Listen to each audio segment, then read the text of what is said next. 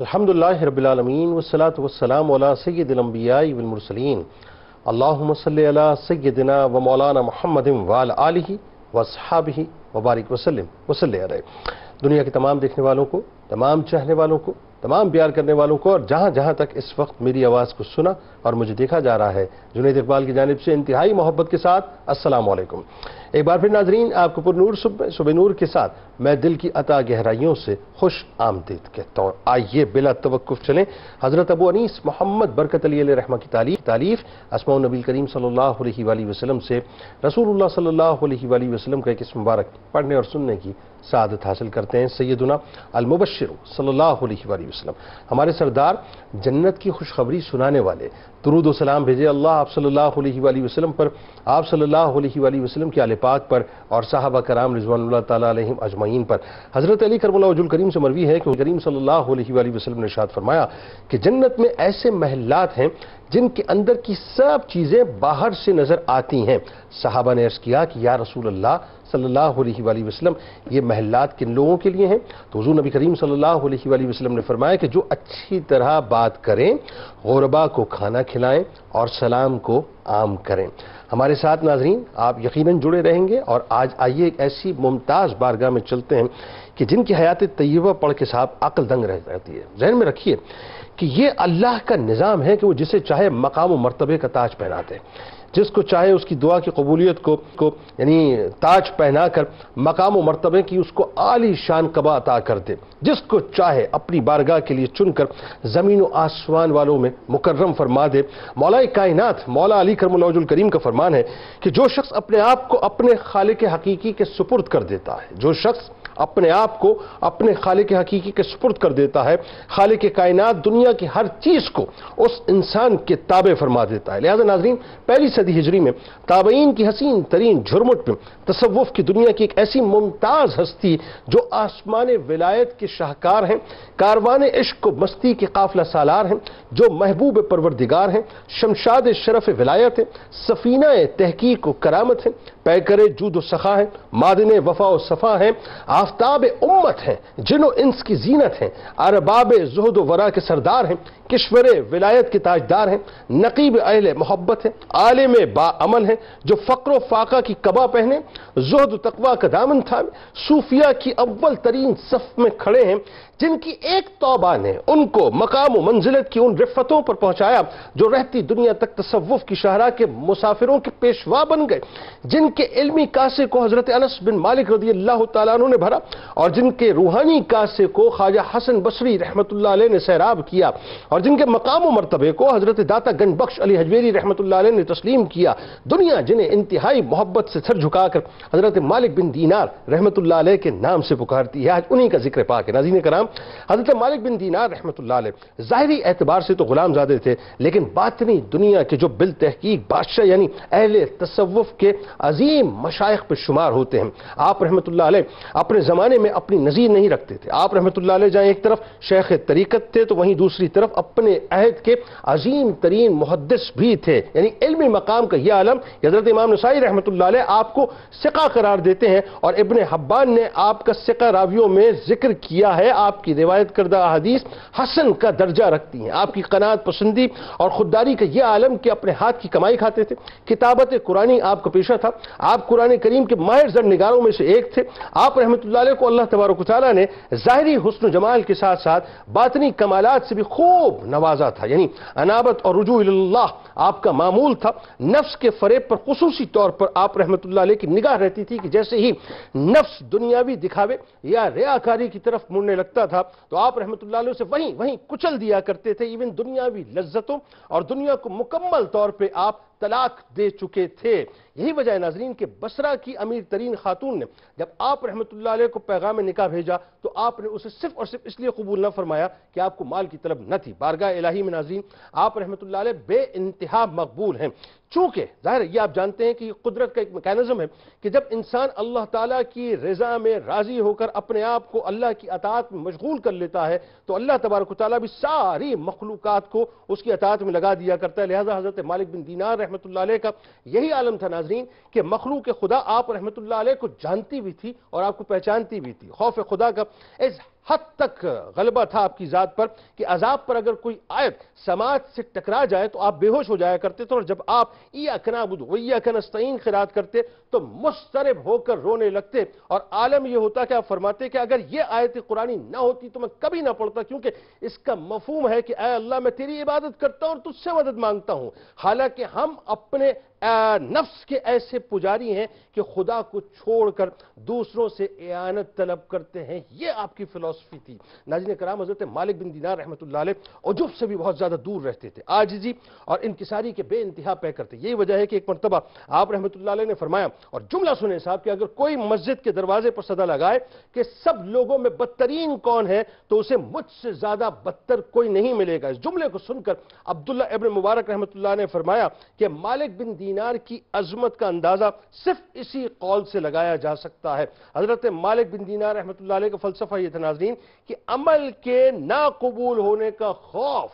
جملے پہ غور کیجئے گا، عمل کے ناقبول ہونے کا خوف عمل سے بڑھ کر ہونا چاہیے، یعنی انسان کو کسی بھی حال میں مطمئن نہیں ہونا چاہیے بلکہ ہمیشہ خوف اور امید کے بین بین رہنا چاہیے۔ اور یہی وہ کیفیت ہے ناظرین جس میں انسان ہمیشہ اپنے آپ کو پیش دربار بھی رکھتا ہے، پیش پروردگار بھی رکھتا ہے، اور اپنے اعمال کو بار بار نکھارتا بھی ہے، اور اسی کی رحمت پر بھروسہ کر کے پھر اپنے اعمال کو اللہ کی بارگاہ میں سبمٹ کرتا ہے۔ آئیے آغاز کرتے ہیں۔ ہمارے ساتھ اس وقت 3 شخصیات ہیں، یقیناً کسی تعارف کی محتاج نہیں۔ پہلی شخصیت ممتاز عالم دین جناب علامہ اکرام حسین القادری صاحب تشریف فرما ہیں۔ دوسری شخصیت ممتاز عالم دین جناب مفتی سید اویس علی صاحب تشریف فرما ہیں، اور تیسری شخصیت ممتاز عالم دین جناب مفتی محمد مدنی رضا صاحب تشریف فرمائیں۔ تینوں احباب کو السلام علیکم، خوش آمدید۔ اور آغاز کرتے ہیں علامہ صاحب آپ سے۔ سب سے پہلے کیا کمال ہستی ہیں صاحب، اور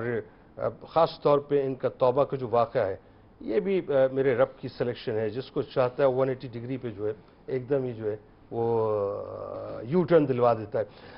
مالک بن دینار رحمۃ اللہ علیہ کا انٹروڈکشن سب سے پہلے، پھر توبہ کا جو آپ کا حسین واقعہ ہے، اور پھر ظاہر ہے جو مقام جس جھرمٹ میں آپ تابعین کے کھڑے ہیں وہ بتائیے، اور ایک جو آپ کے نام کے ساتھ دینار لگتا ہے ذرا اس کے بارے میں بھی بتائیے وہ کیا ہے۔ آغاز۔ بسم اللہ الرحمن الرحیم۔ بلا شبہ ایک عظیم اور انتہائی مقبول بارگاہ رب العزت ہستی کا ہم تذکرہ کر رہے ہیں،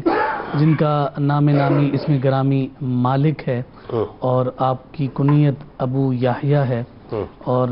بڑے خوبصورت جملے آپ نے ابتدائی طور پر ذکر کیا، اور اس میں ایک خاص طور پہ جو ان کا لقب آپ نے ذکر کیا، نقیب اہل محبت۔ بلا شبہ یہ ایسے نقیب اہل محبت ہیں کہ تمام آج تک کے آنے والے تمام اہل محبت نے انہیں نقیب تصور بھی کیا ہے اور انہیں ڈکلیئر بھی کیا۔ جب ہم حضرت مالک بن دینار رضی اللہ تعالیٰ عنہ کا ابتدائی تعارف دیکھتے ہیں تو آپ ان تابعین میں شمار کیے جاتے ہیں کہ جن کے بارے میں قرآن مجید فرقان حمید نے ذکر فرمایا ہے والذین اتبعوہم بإحسان، کہ جنہوں نے ان صحابہ کی پیروی اور اتباع کی ہے احسان کے ساتھ۔ اور یہ جو احسان کی شرط ذکر کی گئی تابعی کے مرتبے کے ساتھ، یہ ہمیں حدیث جبریل سے نظر آتی ہے کہ جب جناب جبریل امین نے حضور علیہ السلام سے دریافت کیا تھا کہ مل احسان، تو حضور علیہ السلام نے فرمایا تھا کہ ان تعبد اللہ کأنک تراہ فإن لم تکن تراہ فإنہ یراک، کہ وہ ایسے احسان یہ ہے کہ بندہ عبادت رب کی ایسے کرے جیسے اپنے رب کو دیکھ رہا۔ سبحان اللہ۔ اگر وہ روحانیت کے اس مرتبے پر نہ فائز ہو تو کم از کم اس کی عبادت کی معراج یہ ضرور ہونی چاہیے کہ اس کا رب اسے ضرور دیکھ رہا ہے جس کی وہ عبادت کر رہا ہے۔ تو جب ہم تابعین کی بات کریں اتبعوہم بإحسان میں، یہی تابعین شامل ہیں کہ جنہوں نے اپنی عبادت میں اس احسان کے زاویے کے ساتھ رب ذوالجلال کی بارگاہ میں اپنی مقبولیت کا لوہا منوایا۔ سبحان اللہ۔ اب اسی وجہ سے آپ کو تابعین کی اس صف میں شمار کیا جاتا ہے کہ جہاں پر ہمیں طریقت بھی نظر آتی ہے، جہاں پر ہمیں شریعت بھی نظر آتی ہے، اور جہاں پر ہمیں معرفت بھی نظر آتی ہے۔ جہاں انس بن مالک رضی اللہ تعالیٰ عنہ کا فیضان بھی نظر آتا ہے تو وہاں خواجہ حسن بصری رضی اللہ تعالیٰ عنہ کی روحانیت کا مقام بھی ہمیں نظر آ رہا ہوگا۔ ابتدائی طور پر چونکہ جوانی میں کچھ ایسے مشاغل اور امور میں آپ مصروف اور مشغول تھے کہ جو آپ کی ذات کے ساتھ میل نہیں کھاتے تھے، پھر اللہ رب العزت نے انہیں توبہ کی توفیق عطا فرمائی، بہت سارے توبہ کے ان کے واقعات مختلف ذکر کیے جاتے ہیں، لیکن جسے ہمارے علماء نے، بزرگوں نے، خاص طور پر داتا صاحب علی حجویری رحمۃ اللہ تعالی علیہ نے راجع تصور فرماتے ہوئے کشف المحجوب میں ذکر کیا کہ آپ کی ابتدائی عمر ہے، یعنی جوانی کا عالم ہے، اور آپ کی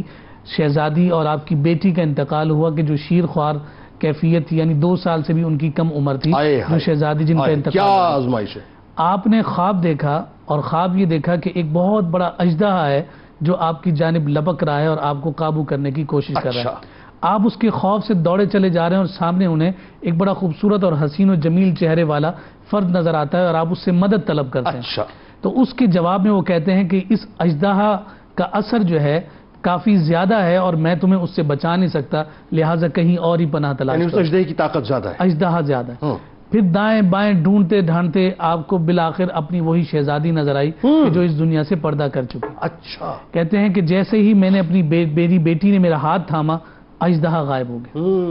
تو جب یہ ساری کیفیت دیکھی تو خواب ہی کی حالت ہے، اور مالک بن دینار کہہ رہے ہیں کہ میں نے اپنی بیٹی سے پوچھا کہ یہ اژدہا کون تھا اور یہ خوبصورت چہرے والا کون تھا، تو جواب میں انہوں نے کہا کہ یہ جو اژدہا تھا، یہ اژدہا آپ کے برے اعمال تھے، اور دوسری طرف یہ جو حسین چہرہ نظر آیا آپ کو، یہ آپ کے نیک اعمال تھے۔ لیکن وہ جو نیک اعمال کے جو اثرات ہیں، یہ تو طے ہے، یذہبن السیئات، ان الحسنات یذہبن السیئات، لیکن وہ جو حسنات ہیں وہ اتنے کمزور ہیں کہ اژدہے کا مقابلہ نہیں کر پا، اژدہے کے مقابلے میں ضعیف تھے وہ، ضعیف۔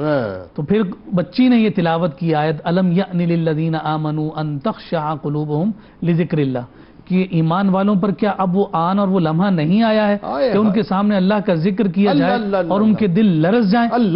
فرمایا کہ جب آنکھ کھلی تو پھر دل کی کیفیت تبدیل ہو چکی تھی، یعنی دنیا بھی تبدیل ہو چکی ہے، ظاہر بھی بدل چکا ہے اور باطن بھی، اور روتے ہوئے جس ہستی کے پاس پہنچے ہیں اس ہستی کو خواجہ حسن بصری کہتے ہیں، ان کے ہاتھ پر آپ قائم ہوئے۔ ٹوٹل ڈیوائن پلان ہے، بالکل، یعنی اللہ کی طرف سے منتخب شدہ ہے،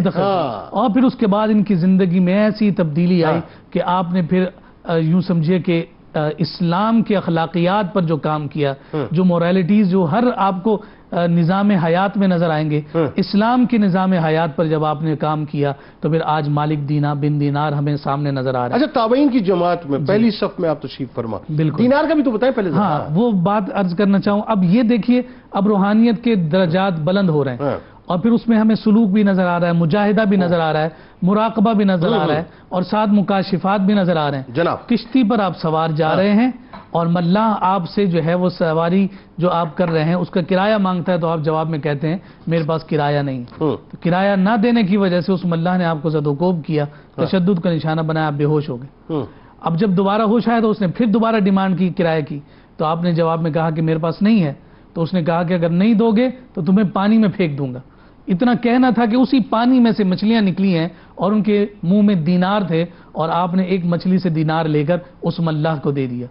اس کے بعد سے آپ مالک بن دینار کہلانے لگے۔ اب بات وہی حضرت سیدنا علی مرتضیٰ شیر خدا رضی اللہ تعالی عنہ ہے، جو شخص اپنے خالق حقیقی کے سپرد اپنے امور کو کر دیتا ہے، پھر اللہ رب العزت ساری کائنات اور مخلوق کی کیفیات کو اس بندے کی جانب متوجہ کر دیتا ہے، اور وہ سارے کے سارے اس انسان کے، یعنی مخلوق ان کو جاننے بھی لگتی ہے، پہچاننے بھی لگتی ہے، بات یہ پھر ان کی مددگار بھی ہو جائے کرتی ہے۔ علامہ صاحب، اچھا یہ ما فوق العقل بات نہیں ہے صاحب، یہ بات یہ ہے کہ بینگ مسلم ہمارا یہ بلیو ہونا چاہیے کہ اللہ تبارک و تعالیٰ نے آفٹر آل ہمیں جو ہے وہ اپنا اشرف المخلوقات بنایا ہے، اور اللہ تبارک و تعالیٰ نے ہمیں ظاہر ہے وہ مقام و مرتبہ دیا۔ اگین وہی بات، حدیث مبارکہ کا مفہوم کہ جب بندہ جو ہے سنیچ پہ پہنچ جاتا ہے تو اللہ تبارک و تعالیٰ جو ہے اس کے اٹھے ہوئے ہاتھوں کو پھر لوٹاتا نہیں ہے، پھر وہ جو قسم اٹھاتا ہے اللہ تبارک و تعالیٰ اس کو پوری کرتا ہے۔ اچھا، اب آئیے مالک بن دینار رحمۃ اللہ علیہ، ظاہر ہے پھر وہی بات ہے کہ اب چونکہ خواجہ حسن بصری رحمۃ اللہ علیہ کا پرتاؤ آپ پر ہے، تو خواجہ حسن بصری رحمۃ اللہ علیہ کو جو فیضان ملا وہ مولا کائنات کا ملا۔ اب میں ذرا ریلیونٹ کر رہا ہوں بات کو، اور مولا کائنات وہ ہیں جو دنیا کو 3 مرتبہ طلاق دے چکے ہیں، یعنی اس کا مطلب یہ ہے کہ بالواسطہ فیضان مولا کائنات کا اس اعتبار سے آپ نے منتقل ہوا کہ آپ بھی دنیا سے بالکل دور ہو گئے، دنیا سے دوری اختیار کر لی، اور آپ نے بھی جو ہے فقر و فاقہ کو باقاعدہ اختیار کیا، منتخب کیا۔ بتائیے ذرا۔ بسم اللہ الرحمن الرحیم والحمدللہ والصلاة والسلام علی رسول اللہ۔ نقیب اہل محبت، امام طریقہ، زینت جنس و انس، حضرت ابو یحییٰ مالک بن دینار رحمۃ اللہ تعالی علیہ ایک نہایت ہی عمدہ اور نفیس شخصیت کے مالک، انتہائی زیادہ زاہد، تقوی والے، ورع والے اور متقی پرہیزگار تھے۔ اور آپ کی سیرت میں یہ بات آتی ہے، آپ کے جو سیرت نگار ہیں وہ اس بات کو بیان فرماتے ہیں، آپ کے صبر کو، آپ کی اللہ پاک کی رضا میں راضی رہنے کو، کہ کان من المتعقدۃ الصبر والمتکشفۃ الخشن، یعنی آپ انتہائی زیادہ مضبوط صبر کرنے والے تھے اور تنگ دستی کی زندگی کو گزارنے والے تھے۔ اب یہاں پر بالخصوص جب ہم ان کی سیرت کے اس گوشے کو دیکھتے ہیں کہ دنیا سے بے رغبتی، دنیا سے لا تعلقی، تو یہاں پہ میں چاہوں گا کہ پہلے سیدنا حجت الاسلام امام محمد غزالی رحمۃ اللہ تعالی علیہ جو دنیا سے بے رغبتی کو بیان فرماتے ہیں، ارشاد فرماتے ہیں کہ دنیا سے لا تعلقی کیا ہے؟ دنیا سے لا تعلقی یہ ہے کہ جب بندے سے دنیا دور ہو جائے، اسے فقر کہتے ہیں۔ ٹھیک ہے۔ اور فقر کے مختلف احوال ہیں، مختلف حالتیں ہیں۔ ان میں جو پہلی سب سے بلند حالت ہے فقر کی، وہ یہ ہے کہ جب بندے کے پاس مال آئے، یعنی فقیر کے پاس جب مال آئے تو اس سے نفرت کی بنا پر ناپسند کرے،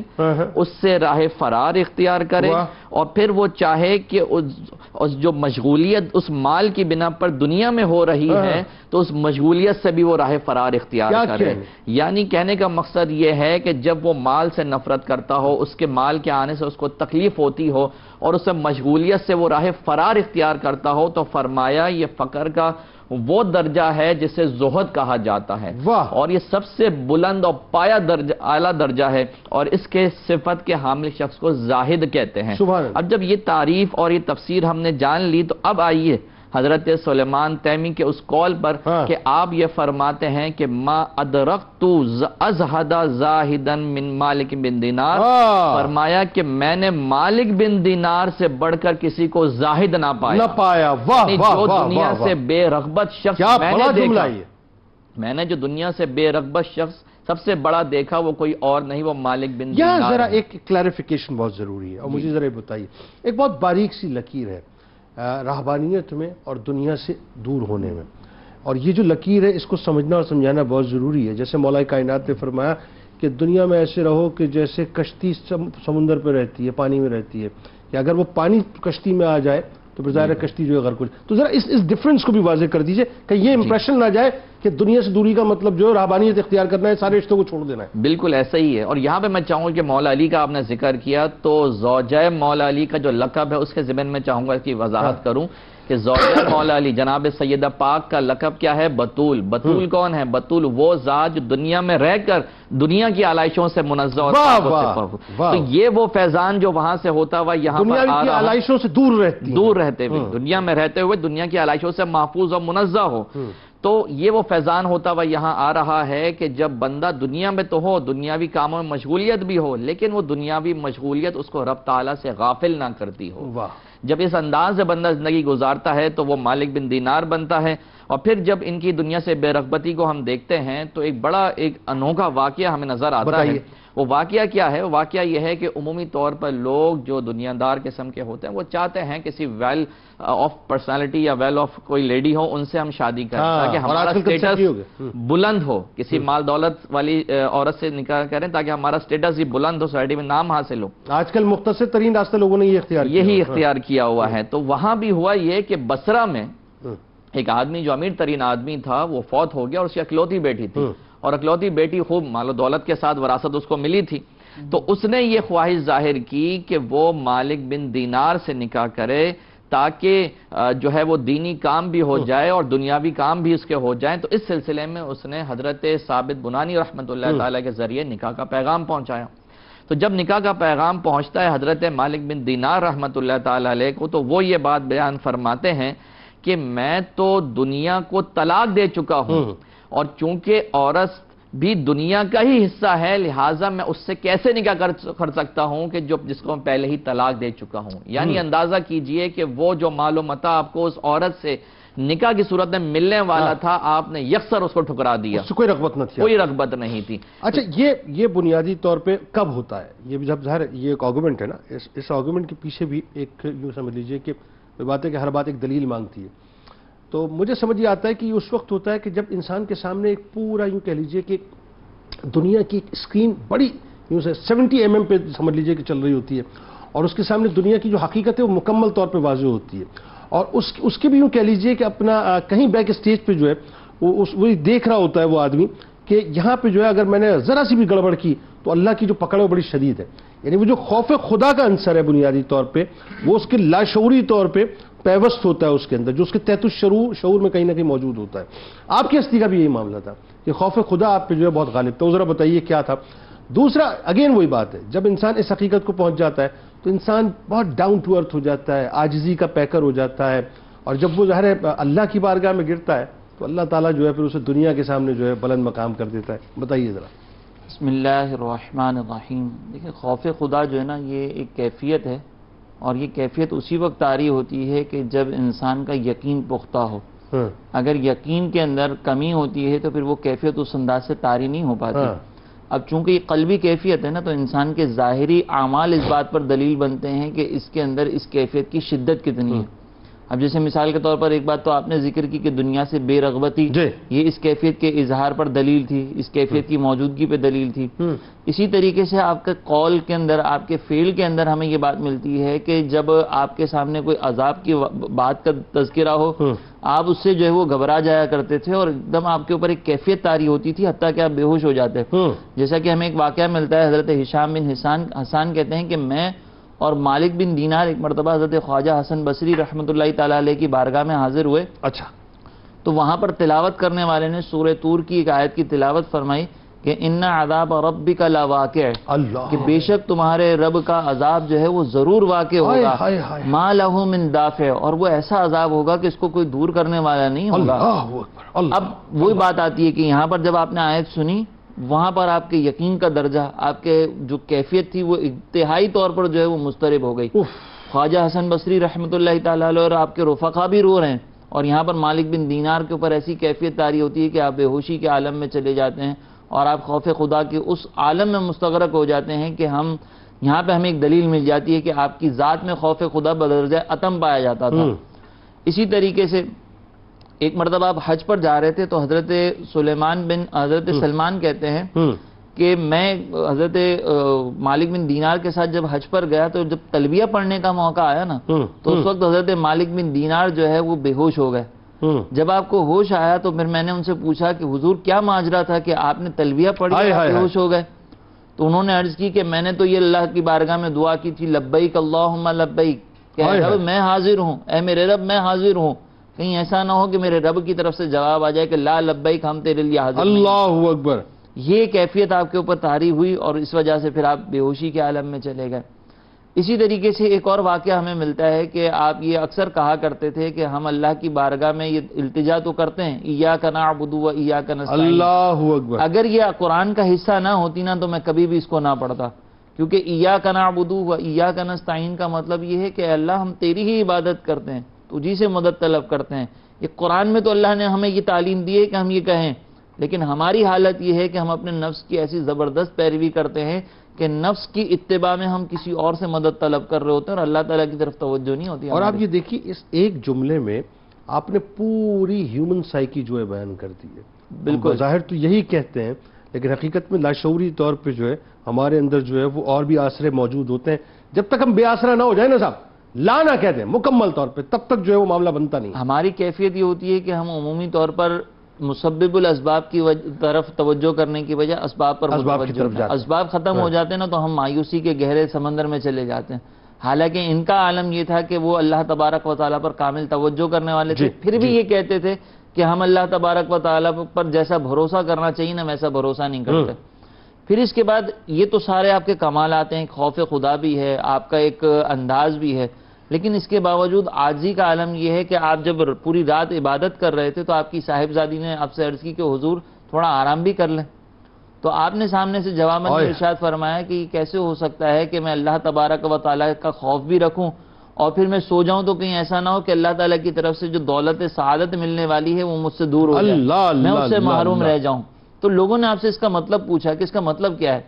تو آپ نے پھر جواباً یہ ارشاد فرمایا کہ ہم نعمتیں تو اللہ تبارک و تعالیٰ کی استعمال کرتے ہیں لیکن اطاعت ہم شیطان کی کرتے ہیں. اور پھر وہ جملہ آپ نے ارشاد فرمایا کہ اگر مسجد کے دروازے پر کوئی یہ اعلان کرے نا کہ دنیا کا بدترین شخص کون ہے تو اسے مجھ سے زیادہ بدتر کوئی شخص اللہ نظر نہیں آئے گا۔ اللہ اللہ، یہ آپ کی عاجزی انکساری ہے، اور پھر جب یہ خوف خدا ہو، عاجزی کا یہ عالم ہو، تو اللہ کی بارگاہ میں مقام و مرتبے کا پھر عالم یہ ہوتا ہے کہ ایک مرتبہ ایک دہریے سے آپ کا مناظرہ تھا، تو دلائل چلتے رہے دونوں جانب سے، تو آخر میں یہ طے ہوا کہ آگ کے اندر ہاتھ ڈالا جائے، جس کا ہاتھ جل گیا وہ جو ہے نا وہ کامیاب سمجھا جائے گا۔ تو آپ نے بھی اور دہری نے بھی ایک ساتھ ہاتھ ڈالا، ٹھیک ہے۔ اب جب ہاتھ ڈالا تو دونوں کا ہاتھ نہیں چلا، آپ اس پر مایوس ہو گئے اور اللہ کی بارگاہ میں عرض گزار ہوئے کہ یا اللہ یہ تو ہم دونوں برابر ہو گئے۔ بالکل ٹھیک ہے۔ تو اللہ تبارک و تعالیٰ کی طرف سے غیبی آواز آپ تک پہنچی، اس میں یہ ارشاد فرمایا گیا کہ اے مالک بن دینار، اس کا جو ہاتھ بچا ہے نا وہ بھی تمہاری وجہ سے بچا ہے۔ واہ واہ، اگر وہ تنہا ہاتھ ڈالتا تو وہ بھی جل کر راکھ ہو جاتا۔ تو یہ آپ کا مقام و مرتبہ اللہ تبارک و تعالیٰ کی بارگاہ میں ہمیں نظر آتا ہے۔ کیا کہنے صاحب، اور یہ بغیر مشقت کے نہیں ہے صاحب، یہ ذہن میں رکھیے گا، بغیر مشقت کے نہیں۔ مالک بن دینار رحمۃ اللہ علیہ بنیادی طور پہ پکارتے ہوئے نظر آتے ہیں کہ نامی کوئی بغیر مشقت نہ ہوا، نامی کوئی بغیر مشقت نہیں ہوا، 100 بار جب عقیق کٹا تب نگیں ہوا۔ تو یہ جو بنیادی طور پہ اپنے نفس کو بار بار آپ نے کاٹا ہے نا، اس کو کاٹنے کے بعد آپ جو ہے وہ نگینہ بنے، اور ایسا نگینہ کہ رہتی دنیا تک آپ کا تذکرہ پاک رہے گا۔ درود پاک سرکار کی بارگاہ میں، ان کی حال کی بارگاہ میں پیش کیجئے۔ لوٹ کے آپ کو بتاتے ہیں کہ آپ رحمۃ اللہ علیہ کو اللہ تعالیٰ نے جو علمی مقام و مرتبہ عطا کیا تھا وہ کیا شاندار اور کمال تھا۔ درود پاک پیش کیجئے۔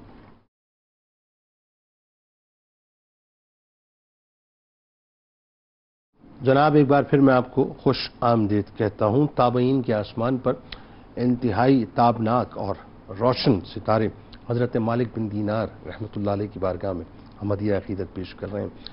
کہ جنہوں نے حضرت انس بن مالک رضی اللہ تعالیٰ عنہ سے اپنے علمی کاسے کو سیراب کیا، اور روحانی طور پر ظاہر روحانی دنیا میں اپنے کاسے کو حضرت حسن بصری رحمۃ اللہ علیہ کی بارگاہ میں رکھا، اور کیسے سیراب ہوئے صاحب، کیسے سیراب ہوئے آپ یہ دیکھیے۔ اور یہ اگین وہی بات جو ابتدا میں ہو رہی تھی علامہ صاحب سے کہ یہ اللہ کا نظام ہے کہ وہ جس کو چاہتا ہے اپنی بارگاہ کے لیے منتخب کر لیتا ہے۔ انسان کبھی کبھی جو ہے وہ میں بلا تمثیل عرض کر رہا ہوں، اس وقت مالک بن دینار کی بات میں نہیں کر رہا، ویسے ایک جنرل بات کر رہا ہوں مثال دے کے، کہ انسان کبھی کبھی گناہوں میں اٹا ہوا ہوتا ہے، گناہوں میں سنا ہوا ہوتا ہے، اور یوں کہیے کہ گناہوں کی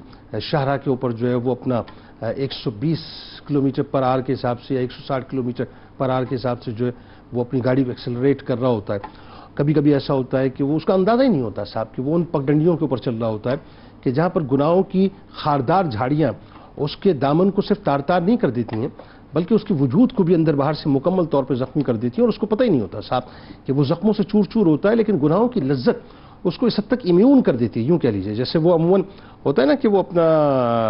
جب کوئی کسی کو جو ہے اپنا کوئی خاص سرجری کرنے سے پہلے جو ہے باقاعدہ وہ ایک ٹیکا لگایا جاتا ہے نا، نام میرے ذہن میں وہ سن کیا جاتا ہے نا، کیا کہتے ہیں اس کو، اینستھیزیا دیا، ہاں اینستھیزیا دیا جاتا ہے۔ تو جو گناہوں کا اینستھیزیا ہوتا ہے وہ بنیادی طور پر اس کو اتنا امیون کر دیتا ہے، یعنی اتنا سن کر دیتا ہے، اس کو اندازہ ہی نہیں ہوتا ہے صاحب۔ لیکن وہی بات ہے، یہ پکار اللہ کی طرف سے چل رہی ہوتی ہے، بار بار دی جا رہی ہوتی ہے۔ اب ان صداؤں کو جو سن لیتا ہے وہ مالک بن دینار بن جاتا ہے، ورنہ حقیقت ہے صاحب ہر ایک کی زندگی میں صبح و شام قدرت پکار کے اس کو تنبیہ کر رہی ہوتی ہے کہ اب سمجھ جا، اب پلٹ جا، لیکن ہم سننے کے باوجود جو ہے نہیں سنتے۔ مالک بن دینار رحمۃ اللہ علیہ نے سن لیا اور یقیناً انہوں نے اپنے راستے کا تعین کر لیا۔ اچھا اب ذرا یہ بتائیے علامہ صاحب کہ آپ ظاہر آپ کے اساتذہ خاص طور پہ یہ بڑی اہم ترین بات ہے کہ جن ہاتھوں میں حضرت انس بن مالک رضی اللہ تعالیٰ عنہ کا تذکرہ آیا، حضرت حسن بصری رضی اللہ تعالیٰ عنہ کا رحمۃ اللہ علیہ کا تذکرہ آیا، پھر آپ کا جو علمی مقام اور مرتبہ بنا صاحب وہ ایسا بنا کہ اللہ تبارک و تعالیٰ نے آپ کو بے انتہا مقام دیا۔ بتائیے ذرا۔ جی بلا شبہ حضرت مالک بن دینار رضی اللہ تعالیٰ عنہ جہاں مقام تصوف میں ایک اعلیٰ درجہ اور ایک اعلیٰ حیثیت رکھتے ہیں، وہیں ساتھ ساتھ علم و فن کا بھی ایک آپ عظیم شاہکار ہیں، اور آپ نے مختلف اساتذہ سے اور مختلف شیوخ سے اپنے اعتبار سے اکتساب فیض کیا ہے۔ آپ کے اساتذہ میں جو سب سے پہلا اور بڑا نام ہمیں نظر آتا ہے وہ حضرت سیدنا انس بن مالک رضی اللہ تعالی عنہ کا نظر آتا ہے، جو خادم الرسول ہیں اور صاحب سر رسول اللہ صلی اللہ علیہ وآلہ وسلم۔ حضرت انس بن مالک کے تعارف کے لیے یہ دو القابات ہی کافی ہیں، ان سے آپ نے اکتساب فیض کیا ہے علم حدیث میں۔ دوسرا بڑا نام جو ہمیں نظر آتا ہے وہ حضرت سیدنا خواجہ حسن بصری رضی اللہ تعالی عنہ، جن کے تعارف کے لیے اتنی بات کافی ہے کہ آپ نے 130 کے قریب صحابہ کی زیارت کی ہے، سبحان اللہ، جن میں سے 70 وہ صحابہ ہیں کہ جو بدری صحابہ تھے۔ اللہ اکبر۔ پھر اس کے بعد اگلا جو بڑا نام نظر آتا ہے وہ حضرت امام محمد بن سیرین رضی اللہ تعالی عنہ، امام المعبرین، جی، علم و تعبیر رؤیا کے ایک ایسے امام کہ صدیاں گزرنے کے بعد بھی آج بھی خواب کی تعبیر بتانے کے لیے جس کی کتاب کی حاجت ہوتی ہے واہ، وہ امام محمد بن سیرین ہے، واہ واہ واہ، اور یہ حضرت مالک بن دینار کے اساتذہ میں شمار ہوتے ہیں۔ سبحان اللہ۔ پھر اس کے بعد ایک نام نظر آتا ہے احنف بن قیس رضی اللہ تعالیٰ عنہ، تابعین میں شمار کیے جاتے ہیں۔ ان کے بارے میں کہا جاتا تھا کہ جب احنف بن قیس کو غصہ آتا ہے تو گویا ایسے ہی ہے جیسے 1,00,000 تلواروں کو غصہ آتا ہے، اچھا، یعنی جب یہ کمانڈر کے طور پر معروف تھے، واہ بڑے جنگجو قسم کے تھے، واہ واہ واہ، تو اس لیے لوگ ڈرتے تھے کہ کوئی کام ایسا نہ ہو جائے جس سے ان کو جلا لے۔ واہ واہ واہ تو واہ، ان سے بھی انہوں نے احادیث کو روایت کیا، تو ایک اعتبار سے علم الحدیث میں حضرت مالک بن دینار کے یہ استاذ ہے۔ اچھا، 2 پوتوں کا تذکرہ میں ضرور کرنا چاہوں گا۔ پلیز، ایک پوتے ہیں جناب صدیق اکبر رضی اللہ تعالیٰ عنہ کے، ہاں سبحان اللہ، ایک پوتے ہیں جناب عمر فاروق رضی اللہ تعالیٰ عنہ کے، ٹھیک ہے، جناب صدیق اکبر کے پوتے ہیں قاسم بن محمد بن سبحان ابی بکر، اللہ، حضرت عمر فاروق کے پوتے ہیں سالم بن عبداللہ بن عمر، اور یہ دونوں جو پوتے ہیں یہ حضرت مالک بن دینار کے استاد ہیں۔ واہ، تو یوں سمجھے کہ علم و معرفت میں انہیں فیض صدیقی بھی حاصل ہے واہ، اور فیض فاروقی بھی انہیں سبحان حاصل ہے۔ اللہ، تو یہ اساتذہ کی کڑی ہمیں نظر آتی ہے جو کیا چیدہ چیدہ نام میں نے کیا آپ کی کیا خدمت میں کیا عرض کیا کی۔ پھر خاص طور پر ان کا جو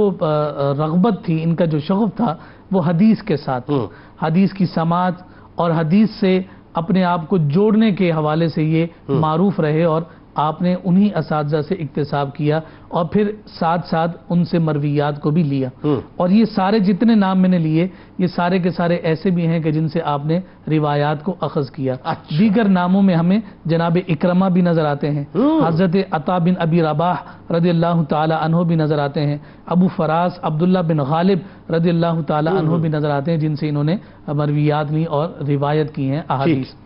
اچھا، پھر اس کے بعد جب ہم تلامذہ کی طرف جاتے ہیں، یعنی اب ان سے آگے جنہوں نے روایت لیا ہے، یعنی یہ آپ نے وصول کیا، جی، اور آگے اب جو ٹرانسفر ہو رہا ہے اور آپ کو یعنی مستند تصور کرتے ہوئے جنہوں نے آپ سے اکتساب کیا ہے، وہاں ہمیں حضرت سعید بن ابی عرویہ، حضرت ابو سلمہ محمد بن عبداللہ الانصاری، جناب عبدالسلام بن حرب، یہ سارے کے سارے یوں سمجھیے کہ جو ہمارے علماء اسماء اور رجال ہیں ان کی نظر میں ایک خاص مرتبہ اور خاص مقام رکھتے ہیں۔ اچھا، پھر ساتھ ہمیں ان ہستیوں کی جانب بھی توجہ کرنی ہوگی کہ جنہوں نے حضرت مالک بن دینار کی اس حدیث کی خدمت کو حیثیت دی ہے اور مقام دیا ہے۔ ان میں ہمیں امام نسائی نظر آتے ہیں جنہوں نے اپنی سنن میں ان کی مرویات کو ذکر کیا۔ کیا کہنے، یعنی انڈورسمنٹ کس لیول پہ؟ جی، پھر اس میں ہمیں ابن ماجہ کی سنن نظر آتی ہے کہ جہاں پر آپ کی مرویات ہمیں نظر آتی ہے۔ سبحان اللہ۔ ابو نعیم، امام ابو نعیم اصفہانی، بتائیے، حلیۃ الاولیاء والے، انہوں نے اپنے حلیہ میں ان روایات کو ذکر کیا ہے کہ جو حضرت مالک بن دینار کے ذریعے سے آگے پہنچ رہی ہیں۔ سبحان ان کتابوں میں آپ کی روایات کا آنا آپ کے استناد پر ایک بہت بڑی دلیل ہے۔ اور پھر امام بخاری کے حوالے سے ذکر کیا کہ آپ نے ان سے استشہاد کیا ہے۔ اچھا، اور پھر ساتھ ساتھ ایک اور بات انتہائی اہمیت کی بتائیے، وہ یہ ہے کہ 40 کے قریب احادیث انہوں نے روایت کی، ٹھیک، ان کی مرویات میں داخل ہیں، اس پر آگے بات ہو جائے گی۔ اور پھر اس کے بعد حضرت علی بن مدینی السعدی، اس پر ہم ایک پروگرام بھی بالکل کر چکے ہیں۔ یہ علی بن مدینی السعدی وہ ہیں کہ جو اپنے علم رجال کے ماہر ترین، بالکل اپنے دور میں علم حدیث کے پر کام کرنے والے افراد اس کوشش میں رہا کرتے تھے کہ کسی نہ کسی طرح سے علی بن مدینی السعدی ہماری تصدیق کر دیں، بالکل ٹھیک ہے، اور ہماری خدمت کو مان لیں، تسلیم کر لیں، بالکل ٹھیک ہے۔ اور یہ علی بن مدینی السعدی رحمت اللہ تعالی علیہ حضرت مالک بن دینار کو ثقہ کہہ رہے ہیں۔ اللہ مینس آپ جہاں روحانیت کی دنیا میں شاہکار تھے وہاں علم کی دنیا میں بھی شاہکار تھے، بالکل اسی طرح سے، اور آپ نے کما حق کو ان دونوں سمندروں میں غوطہ زنی کی ہے، اور پھر جہاں روحانیت کے خوبصورت موتیوں کو چنا ہے وہیں مصطفیٰ کے فرامین سے آپ نے اپنے آپ کو حساب کر کے ہمیشہ کے لیے امر کیا، اسی لیے مالک بن دینار آج بھی لوگوں کی زبان ہوتا ہے۔ سبحان، یعنی اب اس کا مطلب یہ ہوا کہ اگر جو صوفیہ کو انڈر اسٹیمیٹ کرتے ہیں، یوں کہتے ہیں کہ صاحب صوفیہ نے تو کوئی کام ہی نہیں کیا، جو کچھ کیا ہم نے کیا، آج ہم 1400 برس کے بعد کام کر رہے ہیں، باقی تو سب فارغ ہے، ساری ہسٹری فارغ ہے، ساری کتابیں فارغ ہیں، سارے صوفیہ فارغ ہیں، تو ان کو چاہیے کہ وہ اپنے فارغ دماغ کا پھر علاج کروائیں۔ ان کو یہ اندازہ ہونا چاہیے کہ صوفیہ نے بہت کام کیا ہے صاحب، جن کی وجہ سے جو ہے وہ ہم تک دین پہنچا ہے الحمدللہ۔ اور دیکھیں نا آپ یہ اسٹریچر دیکھیں، اب اس میں تو ظاہر اب اس میں کیا دوسری بات رہ جاتی ہے کہ علی بن مدینی رحمۃ اللہ علیہ جیسی ہستی جو ہیں، جن کو دنیا سکھا ہے وہ آپ کو سکھا فرماتے تھے۔ اچھا اب آئیے ذرا مرویات کے بارے میں بھی بات ہو جائے، جب ظاہر اتنا ذکر آیا تو مرویات کا ذکر نہ ہو تو یہ ہو نہیں سکتا، کچھ مرویات سنائیں آپ کی۔ بسم اللہ الرحمن الرحیم۔ چونکہ ابھی حضرت علامہ امام علی مدینی کا ذکر ہوا تو ان کے بارے میں ایک چاہوں گا جملہ کر کے کنیکشن میں ڈیولپ کروں گا کہ آپ کے بارے میں فرمایا کہ عالم الناس بحدیث رسول اللہ صلی اللہ علیہ وسلم، یعنی رسول اللہ صلی اللہ علیہ وسلم کی احادیث کو سب سے زیادہ جو جاننے والے ہیں وہ امام علی بن مدینی رحمۃ اللہ تعالی علیہ، اور وہ ان کو جیسا کہ حضرت فرما رہے تھے کہ ان کو سکا راوی قرار دے، یعنی پرفیکٹ راوی، یعنی ان پہ کوئی شک و شبہ کی کوئی گنجائش نہ ہو۔ اچھا اب جب ان کی روایات کے بارے میں آتا ہے تو 40 احادیث ہیں جو مروی ہیں، اور جن میں سے چاہیں گے ہم کچھ حصول برکت کے یہاں پہ لیے ذکر کریں۔ تو سب سے پہلی حدیث جو حضرت مالک بن دینار رضی اللہ تعالیٰ عنہ سے مروی ہے، حضرت ابو سعید خدری رضی اللہ تعالیٰ عنہ اس کے راوی ہیں، روایت کرتے ہیں کہ حضور نبی کریم صلی اللہ علیہ وسلم نے ارشاد فرمایا خصلتان لا یجتمعان فی المؤمن، کہ دو خصلتیں ایسی ہیں جو کسی مومن میں جمع نہیں ہوں گی، فرمایا کہ البخل وسوء الخلق، یعنی کہ بخیل ہونا اور بد اخلاق ہونا، یہ دو صفتیں کبھی بھی مومن کے اندر جمع نہیں ہوں گی۔ تو مومن کو بھی چاہیے کہ اب اپنے اندر اگر وہ واقعی کامل مومن بننا چاہتا ہے تو کسی بھی طریقے سے ان دو صفات کو اپنے اندر جمع نہ کرے۔ سبحان اللہ۔ اسی طرح ایک اور روایت، اور بڑی پیاری روایت، حضرت مالک بن دینار رحمۃ اللہ تعالی علیہ بیان فرماتے ہیں کہ حضور نبی کریم صلی اللہ علیہ وسلم ایک بار کبار صحابہ کے درمیان موجود تھے، تو آپ نے زیب تن جو ہیں دو مطلب شالز پہنی ہوئی تھیں، اور ایک ذرا ہیوی قسم کی تھی یعنی ایکسپینسو تھی، اور دوسری تھوڑی سی کم تھی۔ تو ایک شخص آیا، یہودی حاضر خدمت ہوا، اور اس نے حضور کی بارگاہ میں سوال کیا کہ یا رسول اللہ صلی اللہ علیہ وسلم مجھے یہ عطا کر دیجئے۔ تو نبی کریم صلی اللہ تعالی علیہ وسلم نے جو مہنگی والی تھی وہ اس کو دے دی۔ اچھا اس مجلس میں صحابہ موجود، تو صحابہ کو کیونکہ ایک بظاہر دیکھا جائے، اگر نارملی ایک چیز دیکھی جائے تو تھوڑا سا اس سے ہٹ کے لگے گا کہ جب مانگنے والا آتا ہے نارملی بندہ جو کم چیز ہوتی ہے جو اس کے پاس وہ دے دیتا ہے، جو ہمارا مزاج ہے نارملی ایسا ہوتا ہے۔ اب حضور نے عمل یہ مبارک کیا، جو قیمتی چیز تھی وہ دے دی۔ حضرت عمر فاروق رضی اللہ تعالیٰ عنہ یہ بارگاہ صلوات میں عرض کرتے ہیں یا رسول اللہ آپ سے تو بڑے بڑے ڈیلیگیشنز آتے ہیں ملاقات کے لیے، وفود آتے ہیں، تو کیا ہی اچھا ہوتا کہ آپ جو ایکسپینسو والی تھی وہ پہنتے اور جو سستی والی تھی وہ دے دیا۔ اور یہ بھی محبت میں مشورہ تھا، محبت میں مشورہ تھا بنیادی طور پر۔ تو پھر حضور نبی کریم صلی اللہ علیہ وسلم نے ارشاد فرمایا کہ اے عمر سن لو، ہمارا اسلام ہمیں سخاوت کا حکم دیتا ہے، اور میں نے یہ قیمتی چیز اس لیے دی ہے کہ اس کی بنا پر اس کا قلب اسلام کی طرف مائل ہوگا۔ یعنی تالیف قلب کے لیے حضور یہ عطائیں فرما رہے ہیں، اپنے ہوں یا غیر ہوں سب کو نواز رہے ہیں۔ اور پھر اسی طرح ایک اور دوسرے لفظوں میں سرکار علیہ السلام نے یہ بھی بتلایا کہ کسی کو اگر دین اسلام میں داخل کرنا ہے تو سائیکولوجیکلی جو ہے اسے اس انداز سے ٹریٹ کرنا چاہیے تاکہ اس کو ایک انسیت محسوس ہو آپ سے، تنفیرانہ رویہ اس کے ساتھ اختیار نہیں کرنا چاہیے۔ اور ایک اور بڑی پیاری روایت نبی کریم صلی اللہ تعالی علیہ وسلم ارشاد فرماتے ہیں، صحابہ کرام کے جھرمٹ میں موجود، فرمایا کہ حیاتی خیر لکم، کہ میری زندگی تمہارے لیے بہتر ہے۔ صحابہ نے عرض کی یا رسول اللہ صلی اللہ علیہ وسلم آپ کی زندگی ہمارے کیسے بہتر؟ تو فرمایا کہ جب میں ہوں تو مجھ پر وحی الہی آ رہی ہے، تمہارے مسائل میں سنتا ہوں، وحی الہی کے ذریعے اس کو جواب دے دیتا ہوں۔ پھر فرمایا وفاتی خیر لکم، اور میری جو دنیا سے چلا جانا ہے، وصال کر جانا، یہ بھی تمہارے لیے بہتر ہے۔ صحابہ عرض گزار ہوتے ہیں یا رسول اللہ کس لیے، کیسے، کس طرح؟ تو رسول اللہ صلی اللہ علیہ وسلم ارشاد فرماتے ہیں کہ جب بندہ کوئی عمل کرتا ہے تو وہ عمل میری بارگاہ میں پیش کیا جاتا ہے بروز جمعرات. اگر وہ برا ہوتا ہے تو میں اللہ پاک کی بارگاہ میں استغفار کرتا ہوں اس کے لیے, اور اگر وہ اچھا عمل ہوتا ہے تو اللہ پاک کی حمد کرتا ہوں میں اس عمل پر. تو حضور کس قدر شفقت فرما رہے ہیں کہ ان کی زندگی بھی ہمارے لیے بہتر ہو, ان کی وفات بھی ہمارے لیے بہتر. یعنی آپ اپنے روضہ اطہر میں تشریف فرما ہو کے بھی مکمل اتھارٹی کے ساتھ اپنی امتیوں کی استعانت فرما رہے ہیں, بالکل دستگیری فرما رہے ہیں, مدد فرما رہے ہیں. سبحان اللہ. اور اسی طرح ایک اور بہت پیاری روایت نبی کریم صلی اللہ تعالی علیہ وسلم ارشاد فرماتے ہیں, شفاعتی لأہل الکبائر من امتی, کہ میری شفاعت میرے امت کے گناہگاروں کے لیے ہے. یہ جب حضور نبی کریم صلی اللہ تعالی علیہ وسلم بروز معاشر جب اپنے امتیوں کے بڑے بڑے جو گناہگار ہوں گے ان کی شفاعت کر رہے ہوں گے تو وہ ایسا حسین منظر ہوگا کہ بڑے بڑے جو نیکوکار ہوں گے وہ یہ شاید تمنا کریں گے کہ کاش ہمارے ذمے بھی کچھ ہوتا یا ہم کسی سے کوئی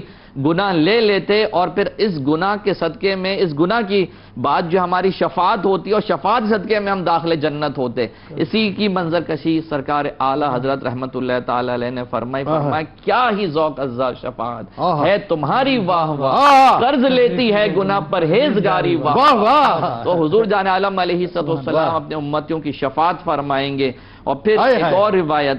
کیا بات, اور یہاں پر مزے کو بھی مزہ آ گیا تو گفتگو. اور ایک اور روایت جو حضرت مالک بن دینار فرما رہے ہیں, اور یہ ایسی بات ہے کہ جس پہ ہمیں سب کو سوچنا چاہیے. آپ سے کسی نے گزارش کی کہ حضور دعا فرمائیے بارش ہو جائے, دعا فرمائے بارش ہو جائے, تو آپ نے فرمایا تم بارش کے برسنے میں تاخیر دیکھتے ہو, دیر دیکھتے ہو, میں یہ دیکھتا ہوں کہ 72 کیوں نہیں برس رہے. یعنی ہمارے ایسے اعمال ہیں کہ جو 72 بھی برسیں تو وہ کم ہیں. اسی طرح حضرت مالک بن دینار فرماتے ہیں, اور آخری بات ہے پھر انشاءاللہ بات کو کیا بر موقع ہے صاحب یہ, کہ حضرت مالک دینار فرماتے ہیں کہ اگر تو اپنے دل میں سختی کو دیکھے اور اپنے کاموں میں سستی کو دیکھے اور اپنے رزق میں محرومی کو دیکھے تو جان لے کہ تو کسی فضول گفتگو میں مبتلا ہو گیا ہے. صحیح, بس یہ کرکس بیان کر دیا آپ نے. آج صورتحال یہی ہے ہماری, بالکل یہی ہے, مینو ون یہی ہے. ہم یہ کہتے ہیں صاحب کہ یہ نہیں ہو رہا, وہ نہیں ہو رہا, وہ نہیں ہو رہا, بالکل صحیح ہے صاحب. اگر مالک بن دینار رحمۃ اللہ علیہ کی زبانی کہہ دیا جائے تو ابھی تک معاذ اللہ ثم معاذ اللہ قہر خداوندی نازل کیوں نہیں ہوا. حیرت تو اس بات پہ. وہی بات ہے کہ ما کان اللہ لیعذبہم وانت فیہم, اے نبی جب تک آپ ان کے درمیان موجود ہیں ان پہ عذاب نازل نہیں ہوگا. کب تک فار گرانٹیڈ ہم لیں گے اسلام کو. اچھا جی, فائنلی اب آئیے, اب جو واقعہ ہے وہ بڑا کمال ہے, اور یہ بیسکلی آج میرا خیال ہے بہت بڑے بڑے مدرسین کے لیے, بہت بڑے بڑے مبلغین کے لیے, بہت بڑے بڑے ٹیچرز کے لیے, ایجوکیشنسٹ کے لیے, موٹیویٹرز کے لیے, مطلب آپ یو نیم اٹ کیجیے جتنی بھی مطلب قطار ہے, ان کے لیے بہت کمال واقعہ ہے کہ اگر آپ کسی نوجوان کو موٹیویٹ کرنا چاہتے ہیں تو کیسے آپ نے موٹیویٹ کیا صاحب کہ دنیا سے مطلب آپ نے جو نکال کر اس کو وہ آخرت کی جو طلب اس کے اندر پیدا کر دی, وہ ذرا بتائیے. کمال واقعہ ہو. پلس آپ رحمت اللہ علیہ ظاہر وصال پاک جب ہوتا ہے اس کے بعد جو آپ کا معاملہ ہوا بتائیے ذرا. بسم اللہ الرحمن الرحیم. اس واقعے سے پہلے امام مالک بن دینار رضی اللہ تعالیٰ عنہ کا جو یہ انداز ہے نا, اس پہ میں تھوڑا سا ایک تبصرہ کر رہا ہوں پلیز. کہ دیکھیں نبی کریم علیہ الصلوۃ والسلام نے فرمایا کہ کامل مومن وہ ہوتا ہے جو اپنے مسلمان بھائی کے لیے وہی چیز پسند کرے جو اپنے لیے پسند کرتا ہے. چونکہ آپ دنیا کو اپنے پاس آنا پسند نہیں کرتے تھے نا, تو جب آپ کسی اور کو دیکھتے تھے نا کہ یہ دنیا میں مشغول ہے تو آپ اس کو بھی ناپسند کرتے تھے. کہ جب میں آخرت کی تیاری کر رہا ہوں نا تو میں یہ چاہتا ہوں کہ میرے سامنے جو موجود شخص ہے اگر وہ دنیا میں مشغول نظر آ رہا ہے تو وہ بھی پھر آخرت کی تیاری کی طرف متوجہ ہو جائے اور دنیا سے اس کا دل ہٹ جائے. کیا یہ آپ نے اپنے کامل ایمان ہونے کی طرف ایک اشارہ فرما دیا کہ میں کامل الایمان ہوں, اسی لیے جو میں اپنے لیے پسند کر رہا ہوں اپنے مسلمان بھائی کے لیے پسند کر رہا ہوں. اب یہ جو واقعے کی طرف جس کی طرف آپ نے اشارہ فرمایا وہ کچھ یوں ہے کہ آپ ایک مرتبہ جو ہے وہ بصرہ میں ایک محلے کی طرف گئے تو وہاں پر دیکھا کہ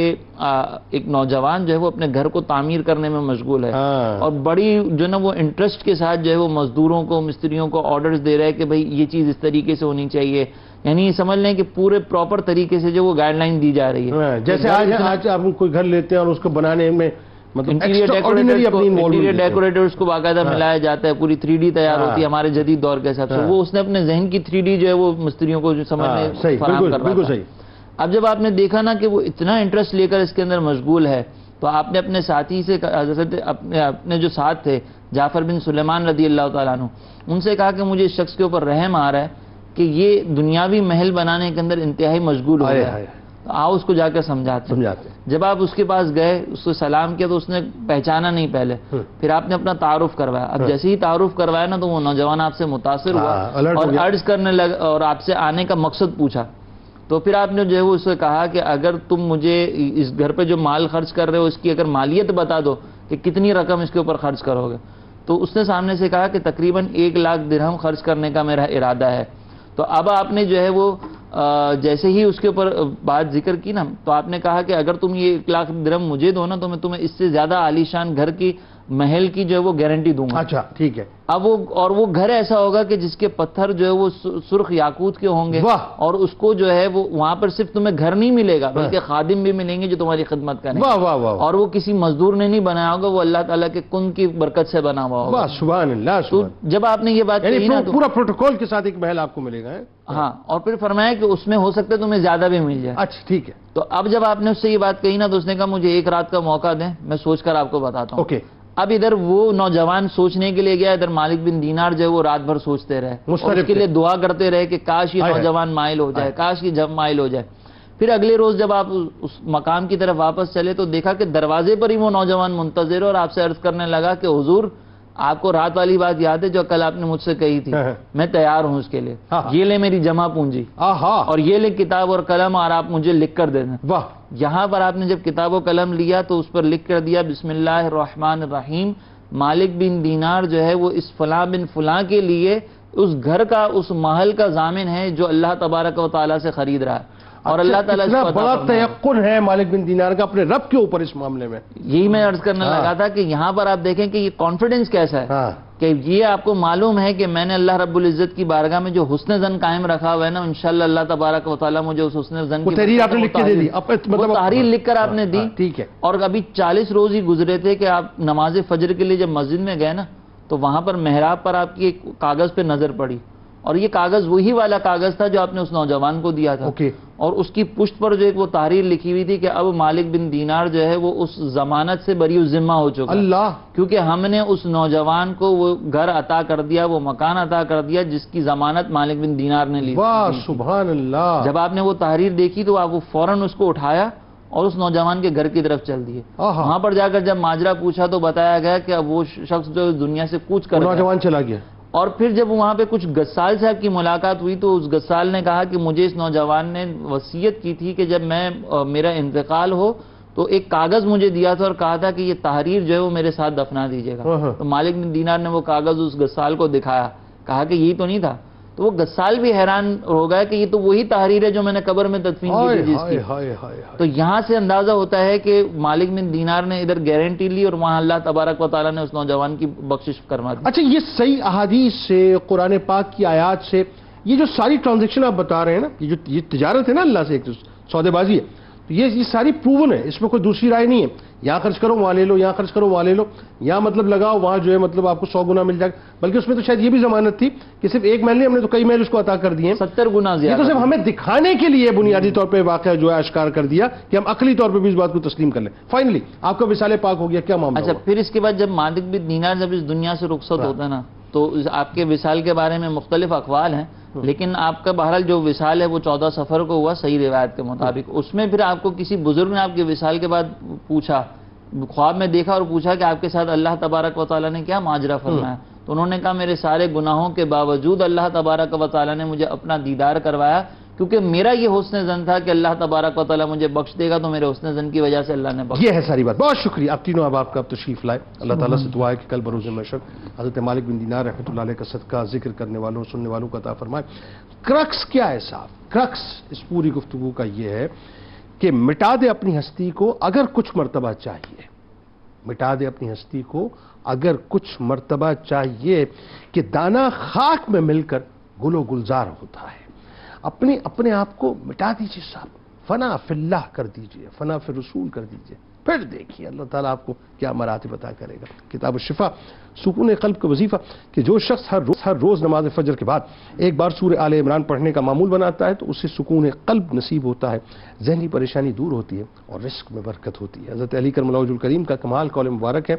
کہ رات کے طویل سجدے انسان کو اللہ کا قرب دیتے ہیں اور دوزخ کے عذاب سے نجات دلاتے ہیں۔ روزنامہ 92 نیوز میں آج مضمون ضرور پڑھیے گا۔ حضرت مالک بن دینار رحمۃ اللہ علیہ سے ٹویٹر پہ میں فالو کر لیجئے، فیس بک پیج کو لائک کر لیجئے، یوٹیوب چینل کو سبسکرائب کر کے بیل آئیکن کو ضرور کلک کر لیجئے۔ آپ وہاں موجود، ہم یہاں موجود، مل کے نعرہ لگائیں گے، لیکن اس سے پہلے ذرا اپنے قلب اور روح سے تجدید عہد وفا، لا یؤمن احدکم حتی اکون احب الیہ من والدہ وولدہ والناس اجمعین۔ اللہ تعالیٰ آپ کا، ہمارا، ہم سب کا، اپنے پاکستان کے لیے بہت دعا کیجیے، بہت دعا کیجیے، پاکستان کا اور امت مسلمہ کا